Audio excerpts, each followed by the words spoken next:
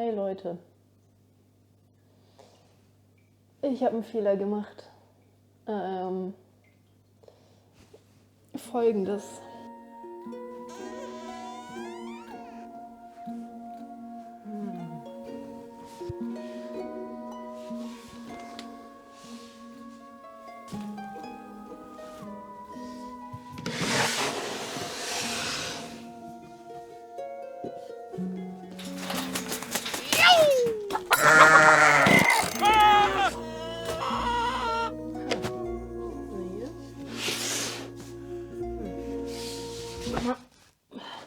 Da bist du.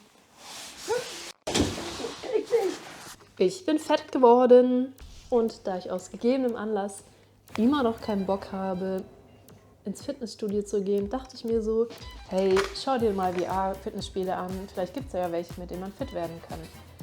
Und was bietet sich dann besser an als Synth Rider? It was a time when nothing ever happened. Drank too much wine, spent dreary nights alone.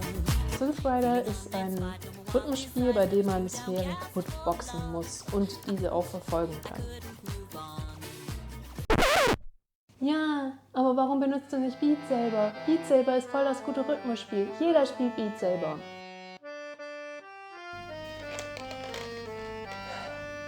Sag mal. Was? Was stimmt nicht mit dir? Glaubst du echt, ich benutze einen Copyright-Song oder modde nochmal Beat Saber? Was stimmt denn nicht mit dir? Echt jetzt? Also. Warum denn nicht Beat Saber? Beat Saber ist so viel nicer, man hat Lichtschwerter. Ja schon, aber was Beat Saber nicht hat.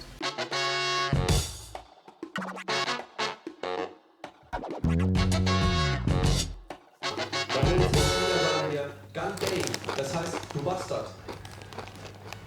Perfekt, okay. Ja, in Deutschland sagen wir Revinnzeit, das steht auch für du Bastard. Ach was, echt jetzt? Was ein Zufall. Ja, sag mal. Das ist aber auch so universal und international, oder das Wort? Ja. Was? Eben habe ich gerade... Reicht euch das etwa nicht? Ich merke schon. Na gut. Im nun folgenden Video also Gründe für und gegen Beat Rider. Modding. Während Modding bei Synth Rider einfach integriert ist und man Custom-Songs selbst erstellen kann, man muss nur eine freie Software kurz runterladen, ist das bei Beat Saber wirklich deutlich anders. Wenn man bei Beat Saber modden möchte, tritt man am besten eher mal dem Discord für Modding bei. Dann gibt es hier einen wunderschönen Link, der sagt Start Here. Und ja, es gibt tatsächlich ein komplettes Wiki nur für Modding, für Beat Saber, was schon viel aussagt. Dann wird man gleich begrüßt bei so einer wunderschönen Meldung, dass 99% der Bugs und Crashes eben an Mods liegt. Dann hat man hier eine wunderschöne Erklärung, dann gibt es hier den Mod Assistance, wo die auch tolle Arbeit geleistet haben, aber wie gesagt, das gehört alles nicht zum Spiel und bringt es sehr häufig zum Abstürzen. Oder wie in meinem Fall, dass man für Scheiße seine Spielstände verliert. Ja, außerdem, also wenn man das riskieren möchte, dann kann man das installieren und wenn man hier runter scrollt und sich so ein bisschen durchliest durch den Kram, steht da dann auch, wie man das Ganze installieren soll. Ist auch jetzt nicht so super trivial. Als ich das versucht habe, war es sogar noch ein bisschen schwieriger und irgendwann kommt man dann hier an und sieht dann hier sowas wie, ja, wie geht's denn hier weiter? Dann kann man sagen, ja, okay, ich möchte es mal mit Mapping versuchen. Dann kommt man auf eine neue Seite, wo es über das Mapping geht, wenn man mal eine Karte machen möchte. Dann steht hier, oh, dazu bräuchtest du aber einen Audio-Editor und da wird Audacity verlinkt und natürlich auch einen Map-Editor. Wenn wir jetzt auf diesen Map-Editor-Link gehen, dann sehen wir hier, dass es auch zwei unterschiedliche Assistent-Maps-Editoren gibt, die beide relativ sperrig sind, die aber auch von der Community entwickelt wurden. Und dann gibt es natürlich auch den offiziellen Editor, der für mich aber auch völlig wegfällt, weil ich ja in meinem Wohnzimmer VR spiele und jedes Mal meinen Rechner runtertrage. Das bedeutet, ich kann das gar nicht wirklich benutzen, weil ich gar kein VR-Headset hier angeschlossen habe in meinem Büro. Und selbst wenn man das dann benutzen kann, ist das so unfassbar aufwendig, dass ich, nee, habe ich gar keinen Bock mehr drauf. Also Modding ist ein Fick bei diesem Spiel und ich mache es einfach nicht nochmal, weil Instagrammable. Jeder heutzutage stellt sich doch die Frage bei jeder Aktivität, die er so macht, ist das Instagrammable? Deshalb, meine lieben Freunde, habe ich das für euch getestet.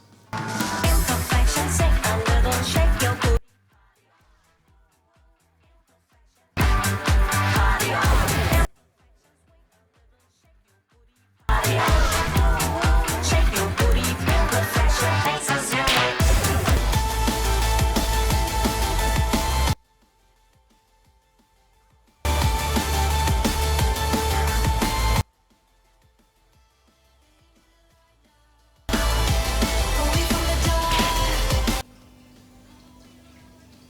Lasst uns nie wieder darüber sprechen.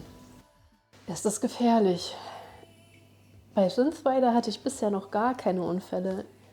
Bei Beat Saber tatsächlich. If you wanna escape with me, come take my hand.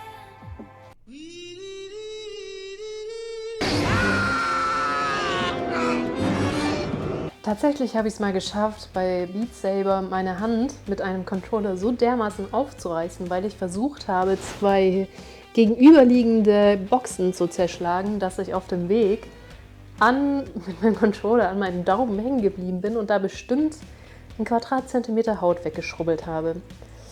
Also bei Synthrider ist mir das echt noch gar nicht passiert. Tierfreundlichkeit. Ich habe meine Fische befragt. Digga, verkauf deine verdammte Scheißkonsole, Digga. Das, Digga. Aber was machst du da? Ey! Mann, ey! Lass dich in Frieden, du Arschloch! Mann, lass dich doch mal in Frieden! Mann, fuck mich nicht von der Seite ab, du Arschloch! Maximal lost.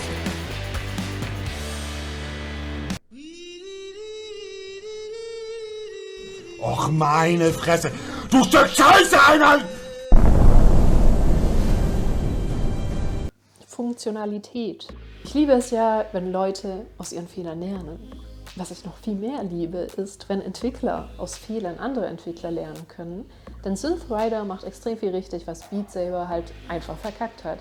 Zum Beispiel sagt es einem Anfang an, wofür man Punkte kriegt.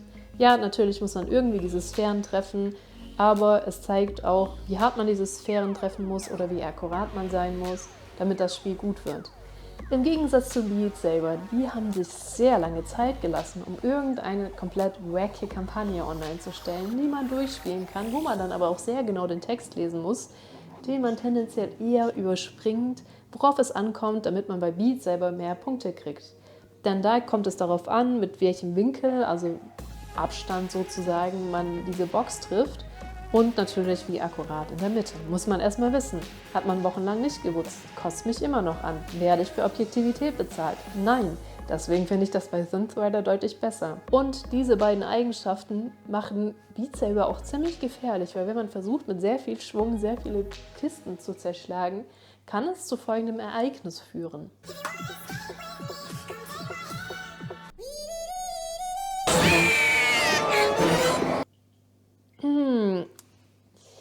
Ja, lasst uns nicht mehr drüber reden. Und dann auch so Kleinigkeiten wie, dass man den Pauseknopf nicht sofort auslöst bei Synthrider, sondern länger drücken muss, um auch wirklich ins Pausemenü bei einem Lied zu kommen. Bei Beat Saber ist das anders, man drückt einmal drauf, ist im Pausemenü. Zugegeben, mir macht das nicht so viel aus.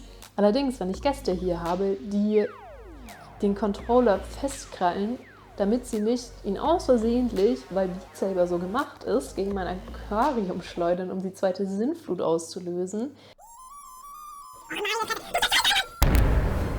Die drücken ständig auf den Pauseknopf und sind genervt, warum das Spiel ständig pausiert und wissen gar nicht, was sie getan haben. Und dann gibt es eben noch so Kleinigkeiten, wie dass man nicht umständlich Mods installieren muss, damit man eine Third-Person-Perspektive hat. Bei Synthrider, bei Beat Saber ist das alles nicht integriert. Man kann also 3D-Avatare mit Default, mit einer dynamischen Web sich ansehen. Es ist alles sehr, sehr einfach gemacht. Schwierigkeitsgrad. Der Schwierigkeitsgrad bei Synthrider, oder besser gesagt der Anstieg der Schwierigkeitsgrade, ist echt okay. Natürlich gibt es einen deutlichen Unterschied von einfach zu Master, allerdings ist der Anstieg zwischen den Stufen nicht so hart. Wenn man sich dabei Beat Saber anguckt, wenn man zum Beispiel von Hard auf Expert wechseln möchte, weil einen die Hard Maps langsam langweilen, hat man das tiefgründigste Gefühl der Verzweiflung. Man versucht auf einmal nur eine Schwierigkeitsstufe höher zu gehen, weil es so viel schwieriger ist und man jedes Mal denkt, die Arme würden abfallen und man versucht das zu machen. Wenn man dann von Expert auf Expert Plus wechseln möchte, kann auch Folgendes passieren. Oh, hatten wir schon, richtig?